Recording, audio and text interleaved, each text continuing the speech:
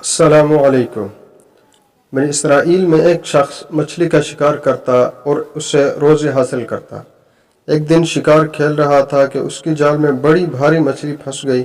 وہ بہت خوش ہوا، دل میں کہنے لگا اس مچھلی کو بیچ کر گھر کا خرچہ چلاؤں گا۔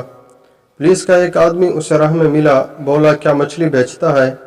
وہ دل میں کہنے لگا اگر کہتا ہوں کہ بیچتا ہوں تو آدھے دام دے گا، لہذا اس نے کہہ دیا میں فروخت نہیں کرتا۔ پولیس والوں نے اس سے زور سے اس کی کمر پر لکڑی ماری کہ مچھلی ہاتھ سے چھوٹ گئی اور وہ درد کے مارے تڑپنے لگا۔ پولیس والا مچھلی اٹھا کر چلتا بنا۔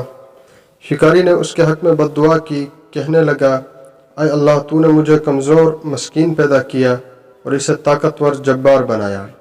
اے اللہ، اس سے میرا بدلہ لے لے، میں آخرت تک صبر نہیں کر سکتا، اسی دنیا میں بدلہ لے لے۔ وہ شخص مچھلی لے کر گھر گیا اور بیوی سے کہا اسے بھون دے۔ وہ بھون کر لائی اور دسترخوان پر رکھ دی۔ اس نے کھانے کے لیے ہاتھ بڑھایا تو مچھلی نے کاٹ کھایا، جس سے وہ سخت بے چین ہو گیا۔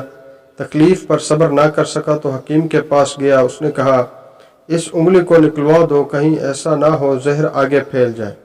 چنانچہ پہنچنے تک ہاتھ کٹوا دیا تو مرض آگے بڑھ گیا۔ حکیم نے کہا تھوڑا سا ہاتھ اور کٹوا دو، کہیں مرض آگے نہ بڑھ جائے، مگر زہر کندھے تک پھیل گیا تو وہ بڑا پریشان ہوا، اللہ تعالیٰ سے دعا کی اور سو گیا۔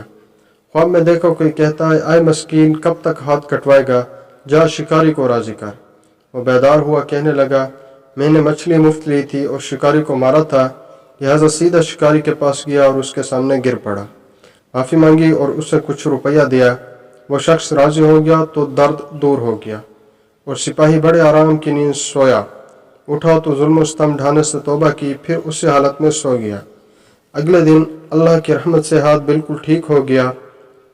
پھر حضرت موسیٰ علیہ السلام پر وحی نازل ہوئی، اے موسیٰ، مجھے اپنی قدرت اور عزت و جلال کی قسم ہے، اگر وہ شخص اپنے دشمن کو راضی نہ کرتا تو میں مرتے دم تک اسے عذاب دیتا رہتا۔